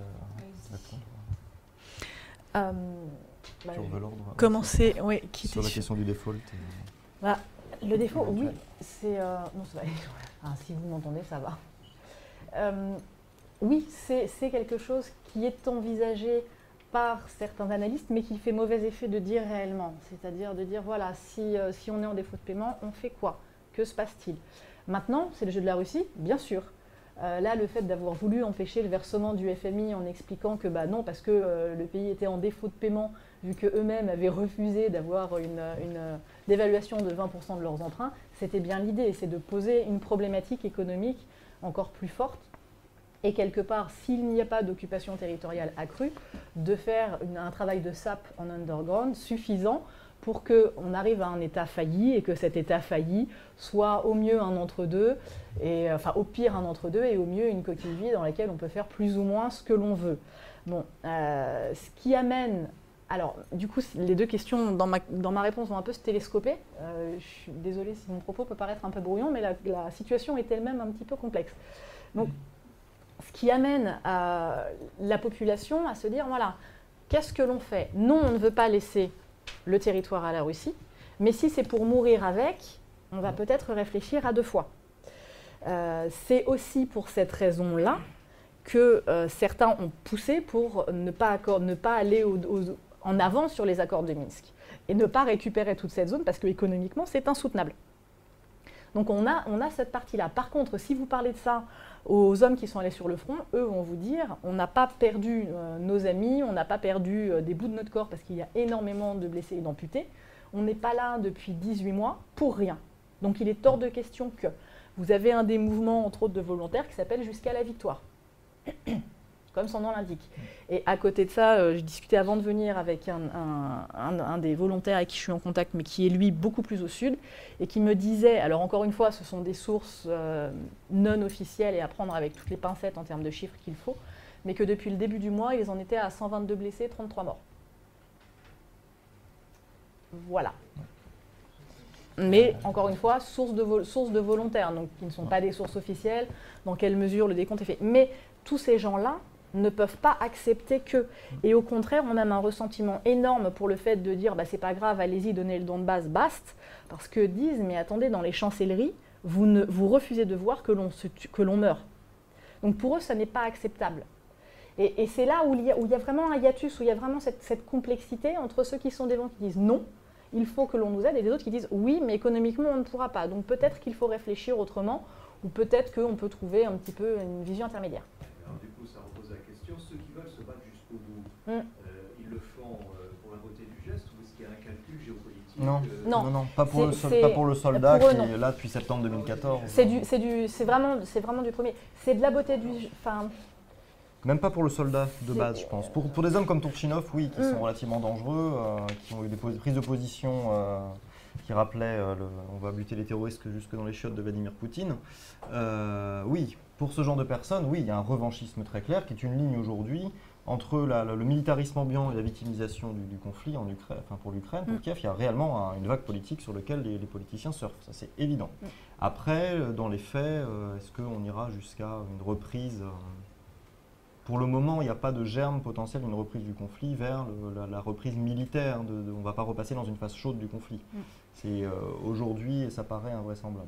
Par contre, c'est vrai que toutes les cartes sont pour l'instant des facteurs exogènes à l'Ukraine qui, pour que le Donbass revienne en Ukraine. Ce qu'il faudrait éventuellement faire, enfin, sans faire de lobbying ou de policy making, mais si l'Ukraine veut renverser la vapeur et éviter de se retrouver avec la patate chaude, c'est peut-être à elle de la donner aussi à la Russie. Donc accepter qu'elle perde temporairement le Donbass pour donner le poids de l'occupation à la Russie qui, elle, se trouverait dans une situation intenable. Si elle devait reconnaître militairement et officiellement le Donbass séparatiste comme ayant des prétentions à intégrer le territoire russe, puisque c'est le cas aujourd'hui, l'Ukraine serait gagnante sur la question. Et il y a une chose très simple à faire, c'est de voter une loi sur les territoires occupés, comme la Crimée, des territoires qui sont occupés de manière permanente par des forces étrangères, qui permettrait de dialoguer non plus avec le Soviet suprême de Donetsk, mais avec Moscou, directement, qui permettrait de renverser, de finalement renvoyer la patate chaude, effectivement faire un bluff. Alors, bluffer Moscou, c'est pas forcément facile, mais en tout cas... Ils sont dos au mur aussi. Oui. Accepter de perdre temporairement le Donbass pour le récupérer plus tard, ce qui s'est passé en Crimée. Et le problème aujourd'hui, c'est que Poroshenko et son équipe, et le gouvernement en général, ont besoin d'une victoire. Et il y a 3 types de victoires. Il y a la Crimée, le Donbass et les sanctions.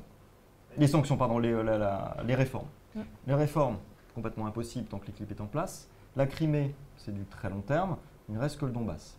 Et inversement pour Moscou, il y a 3 raisons, il y a 3 batailles entre guillemets. C'est la Crimée, le Donbass et les sanctions. Garder la Crimée, ça c'est clair, on ne reviendra pas sur la question. Les sanctions, il faut les lever, c'est un levier. Qu'est-ce qui reste? Le Donbass. Donc dans les 2 cas, il y a tout est focalisé là-dessus. Uniquement sur ça. Alors, pas par revanchisme, mais par nécessité technique et pragmatique de la gestion du conflit qui, au jour le jour, le Donbass empoisonne tout le monde. C'est la Transnistrie locale qui empoisonne depuis 20 ans la Moldavie, la Gagaouzie et tout le monde autour des Pour le coup, c'est de la géopolitique, mais il y a aussi un autre point qui est assez important de noter, c'est que ce qui est assez flagrant, c'est que notamment quand vous êtes avec les enfants ou les orphelins, donc vous en avez qui sont issus de familles ukrainiennes et d'autres issus de l'autre côté. Vous avez une ambiance qui est quand même un petit peu sportive dans les gros orphelinats parce que ces enfants, pour beaucoup, sont stigmatisés. Donc comment est-ce que l'on arrivera à refaire vivre, quand bien même le Donbass reviendra en Ukraine, ces 2 populations côte à côte? Ça va commencer à être un petit peu compliqué, sachant que il y a eu, on a quelqu'un qu'on a rencontré, donc qui travaille entre autres sur le soutien psychologique des enfants, qui dit « mais moi j'ai dû intervenir auprès du personnel soignant pour qu'ils arrêtent quand un enfant arrivait de lui demander « alors est-ce que ton père est mort en héros ?» Comprendre de quel côté est-il. C'est-à-dire que si vous répondez non, ça devient extrêmement compliqué. Il y avait eu des collectes de jouets organisées pour Noël avec une distribution aux enfants. Ah mais non, ça n'a pas été possible. Il y a eu de gros problèmes parce qu'il ne fallait donner qu'aux enfants de familles ukrainiennes, des héros. Donc on a aussi cette problématique-là qui fait que là, c'est de la gestion sociale et de la gestion politique. Comment cela va-t-il se gérer? Et le dernier point, quand on discutait, quelque part, il y a aussi eu une guerre dans les mentalités et l'Ukraine l'a perdue à un moment. C'est-à-dire que quand la Russie a expliqué dans les médias et repris par les médias officiels de Donetsk et Louhansk que l'Ukraine était un pays failli, que c'était un pays fasciste, que ceci, que cela, etc. Bon, clairement, ils avaient un paradigme clair. Mais l'Ukraine, dans sa ligne de défense, a commencé à elle-même se victimiser dans une certaine mesure. À dire, bah oui, effectivement, le Donbass, c'est pas facile. Donc, ils ont, pour beaucoup de gens, accru la répétition d'un message comme quoi c'était un pays faible, etc. Et ça a été très, très compliqué à gérer parce que pour beaucoup de gens, en local, nous, on a un des volontaires qui nous le disait, la guerre des mentalités a été perdue avant la guerre des armes. Et la victimisation est aujourd'hui une politique officielle d'État, justement sur les questions militaires et du Donbass. Donc, c'est qui vient un peu gripper le côté de la gestion géopolitique et diplomatique du problème, parce qu'on peut essayer de faire des très beaux plans techniques, des très beaux plans géopolitiques. À un moment, vous arrivez à comment le faites-vous passer au niveau de la population et comment arrivez-vous à l'appliquer? Toute la réhabilitation, ce qu'on appelle les grievances en anglais, les mesures de restauration de la confiance, qu'on tente dans les conflits. Et il y a toutes les ONG internationales qui sont arrivées au chevet de l'Abkhazie et de l'Ossétie du Sud après la guerre de 2008 pour faire justement du confidence building. Il y aura la même chose en Ukraine, mais c'est un travail plurigénérationnel de réhabilitation des mentalités, mais qui ont été créées artificiellement. Rapidement sur Armetov et sur le default, moi je redoute le moment où on va décider d'une conférence internationale sur le thème que fait-on de la dette ukrainienne. Madame Lagarde a été particulièrement claire en décembre dernier en disant que l'aide conditionnelle était vraiment conditionnelle et que sans réforme, pas d'argent. Kiev de répondre, pas d'argent certes, mais nous, pas de réforme possible, puisque victimisation oblige, tout ce qui est réforme nécessaire de la lutte contre la corruption, mise en place des conditions réelles d'application de l'accord d'association au niveau économique, financier, stabilisation macro-financière et compagnie, il n'y a pas vraiment d'avancée. On fait des réformes, il y a des réformes qui vont aujourd'hui de toute vapeur, c'est clair, il y a un mouvement pro-réformiste, mais qui est bloqué de facto par le carcan oligarchico-réseau corruption mafieuse ambiant qui, malgré toutes les tentatives, a fait tomber les têtes réformistes ou les menaces réellement, comme l'ancien ministre des Finances, la directrice de la Banque centrale, Mme Gontareva, qui aurait annoncé aujourd'hui qu'elle démissionnait. Donc on ne s'est pas encore confirmé, mais j'ai vu ça avant de partir, donc je ne sais pas si quelqu'un d'autre a des informations là-dessus. Donc tous les éléments réformistes sont le procureur Chokhin qui vire successivement les vrais éléments réformateurs de la procurature pour ne pas faire voter la loi sur la réforme judiciaire, qui embêterait tous les politiques qui sont à la tête de l'État à l'heure actuelle.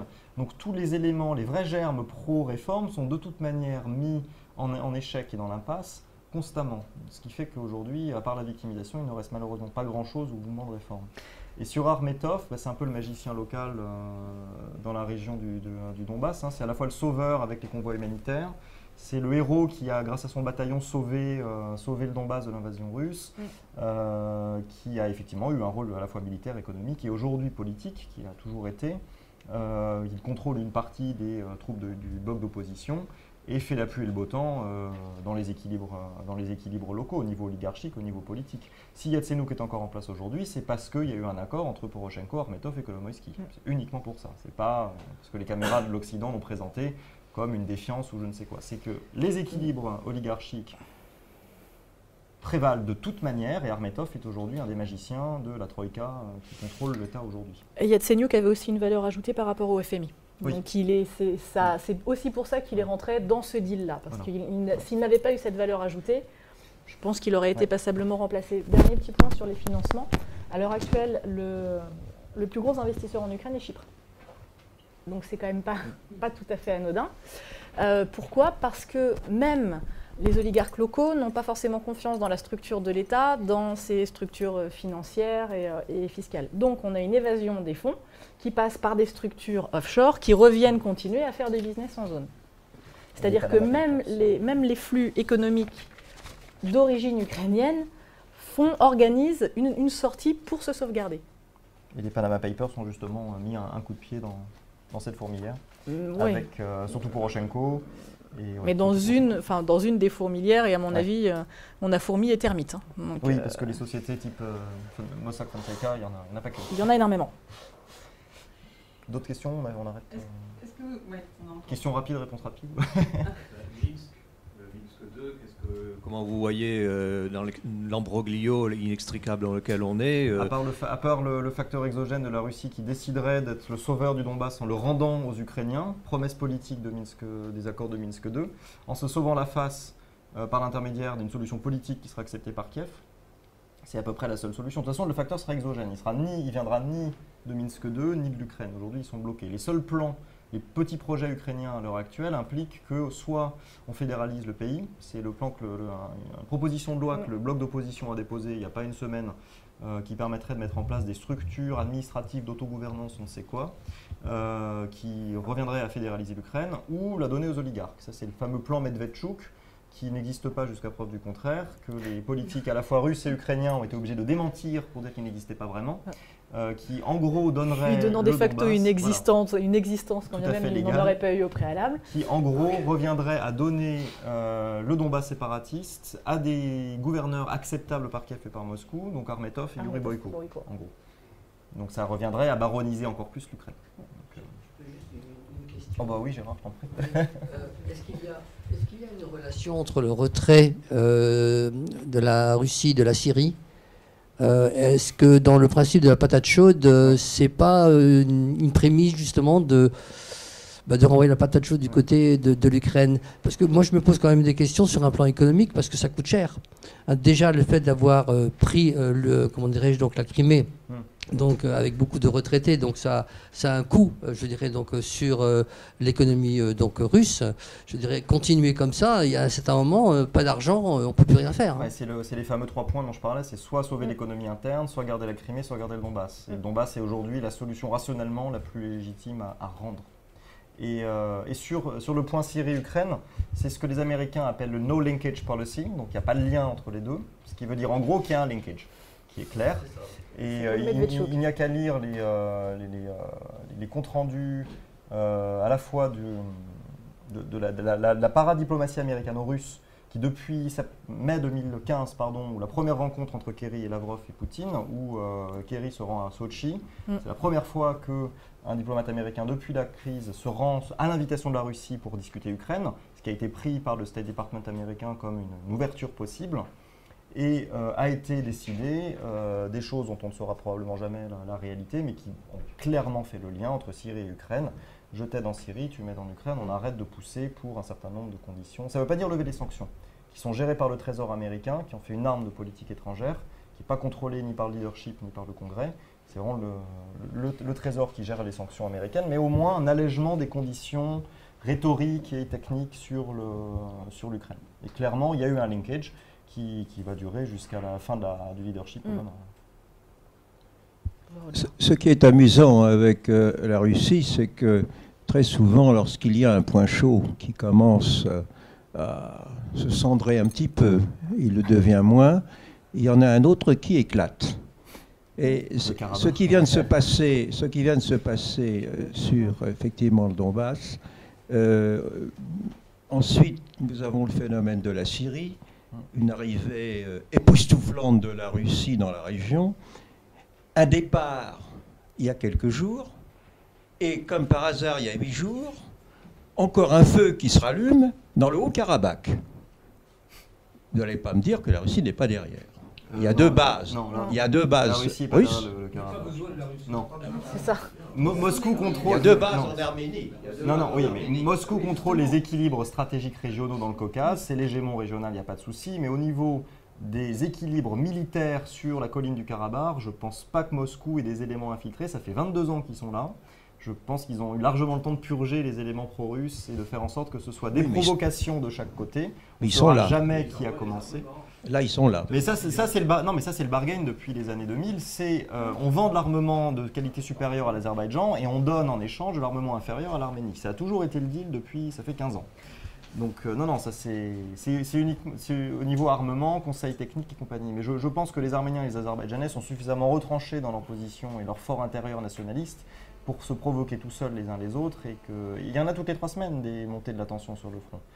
Il y a des morts tous les X jours sur le Karabakh. On en parle moins parce qu'on s'en fiche, mais il y en a, c'est un conflit gelé, semi-fluide, c'est comme le Donbass. Mais le Donbass n'est pas gelé. Oui. Donc non, il n'y a pas besoin de Moscou pour que les Arméniens et les Azerbaïdjanais se mettent dans la mouise tout seuls, je pense. Alors, par contre, pour revenir un petit peu sur la Russie et Syrie, je pense que parfois on fait aussi l'erreur de ne voir la Russie que par rapport au reste du monde et pas la Russie par rapport à sa position à elle en interne. Et là, typiquement, je pense qu'on est dedans. Parce que la Russie souffre des sanctions, a besoin aussi d'avoir des victoires éclatantes, sauf qu'ils ne peuvent pas avoir de victoires éclatantes dans le Donbass vu qu'ils n'y sont pas. Et oui, forcément, ça complique.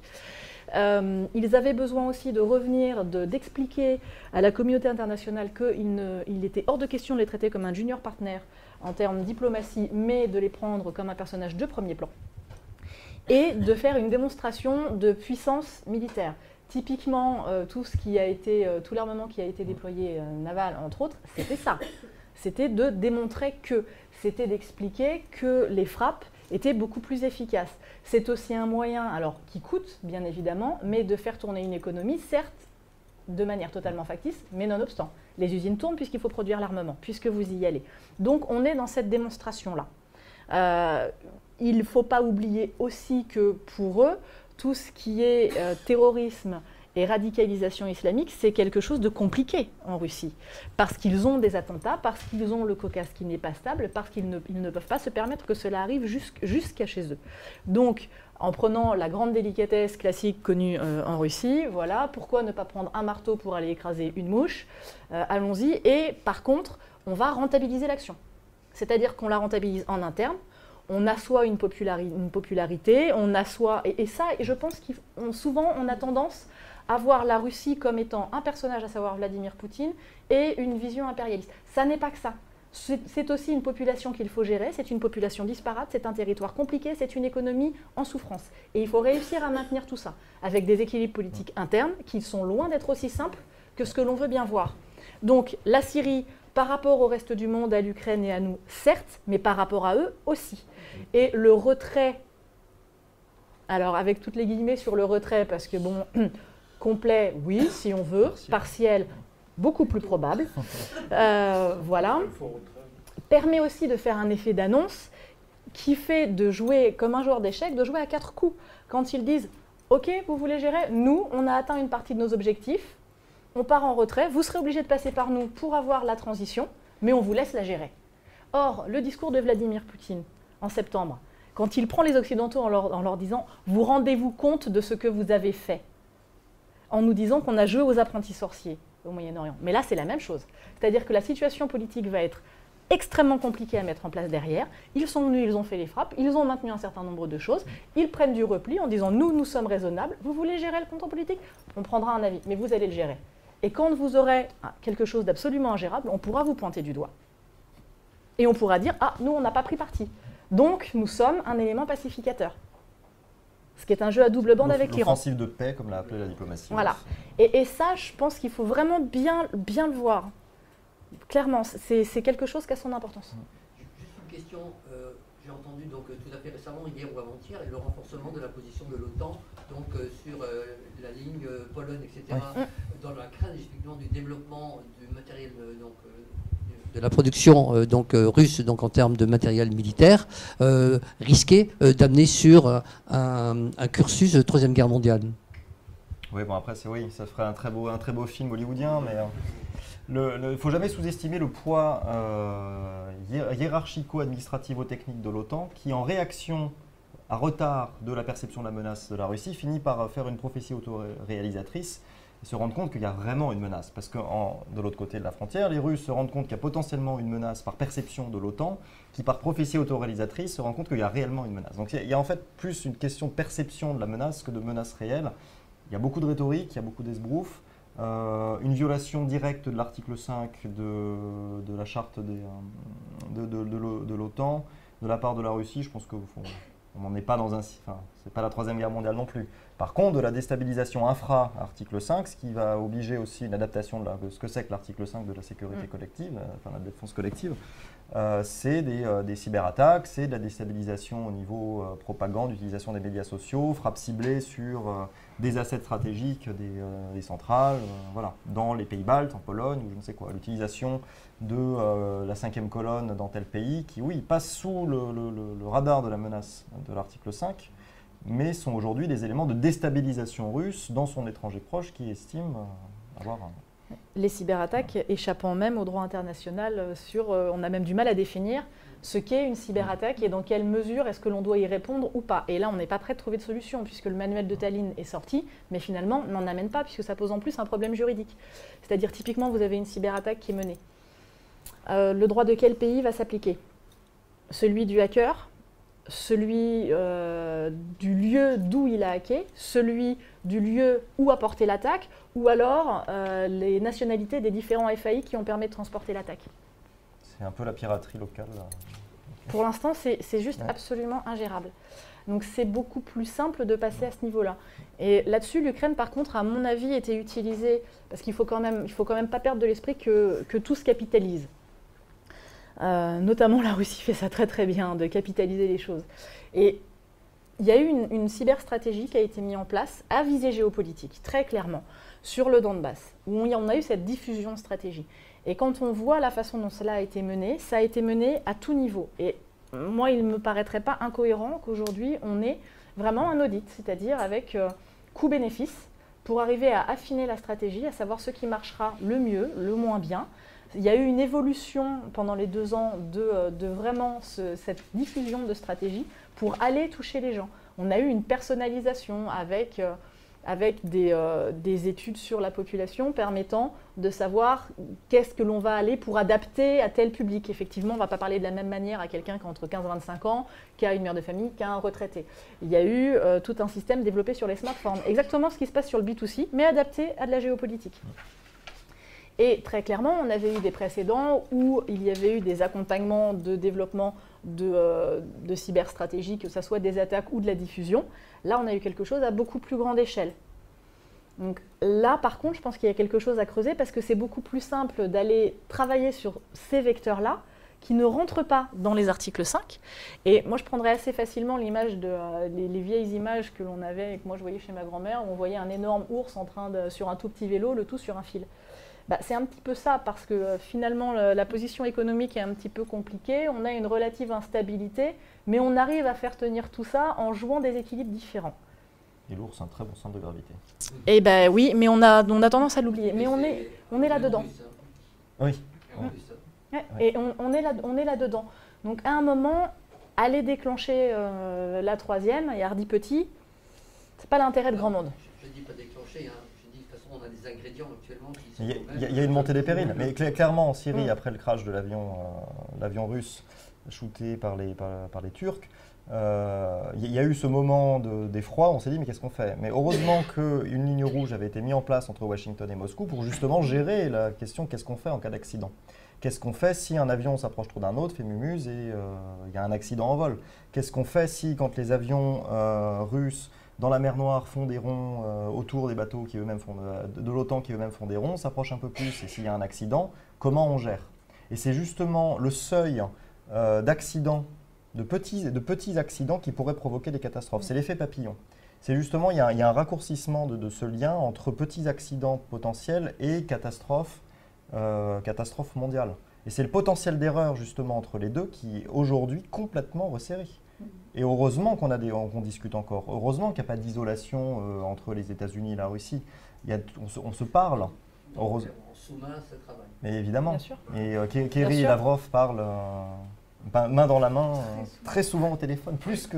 Je pense que beaucoup plus depuis 2 ans précédemment. Oui. Plus qu'avec leurs femmes, je pense. Ça, c'est pas forcément... Et Dieu sait si Madame Medvedev. Mon Dieu. Voilà. Alors, à moins qu'il y ait une question, parce que le fond de la salle, c'est pas forcément beaucoup exprimé. Alors, est-ce que vous vouliez le micro Non, ça va. Donc, je vous invite à regarder sur la revue en ligne Regard sur l'Est. Vous avez une réplique de ce photoreportage que vous nous avez offert ce soir, avec des petits textes et des petits commentaires sous vos photos originales. En tout cas, merci beaucoup pour tous ces éclairages, tous azimuts sur un dossier donc, qui extrêmement compliqué et qui effectivement ne devrait pas être aussi absent de notre presse. Merci à vous. Merci et bonne Isabelle. soirée.